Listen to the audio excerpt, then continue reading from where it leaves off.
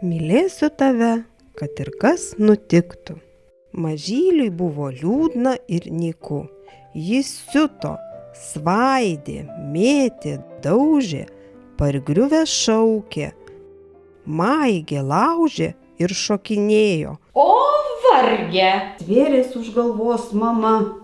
Koks viesulas čia lankės? Į jo žodžius mažylis. Aš piktas ir niūrus, nes nieks manęs nemyli. Mažylį. Tarė jam mama. Ir pikta, ir nepikta. Mylėsiu visada tave, kad mums ir kas nutiktų. O jeigu būčiau aš lokys, vis vien mane mylėtum? Ar būčiau mielas tau mamyt? Na žinoma, man ir lokiukas tiktum.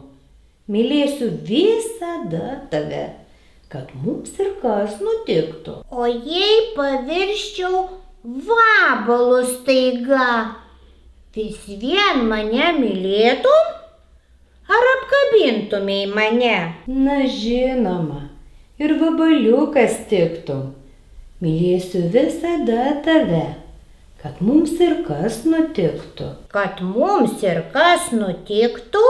Mažylis šypt ir šypsosi.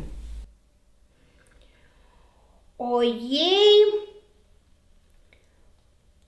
krokodilu pavirsčiau, su meile švelniai apkabinčiau, lovytei rūpestingai apkamšyčiau. Jam pažada mama. Ar meilė lūžta? Klausė jos mažylis. Ar irsta, susilanksto, dyla? Ar galima ją sudygsniuoti, susiūti, suklijuoti? Ach, varge! Tarė jam mama.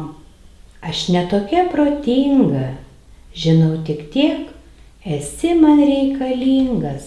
O kasgi bus, kaip mes numirsim? Ar mūsų nebebus?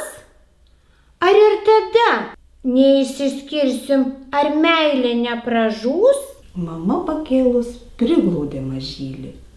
Sužiuro jie į naktį tylę, mėnulis plaukė dangumi, už lango žvaigždės skaisčiai švietė. Mažyli, į žvaigždės pasižiūrėki, kaip sklinda jų skaisti šviesa, nors kai kurių jau nebėra, bet žiba jos dangaus skliaute ir jų šviesa kaip meilė amžina.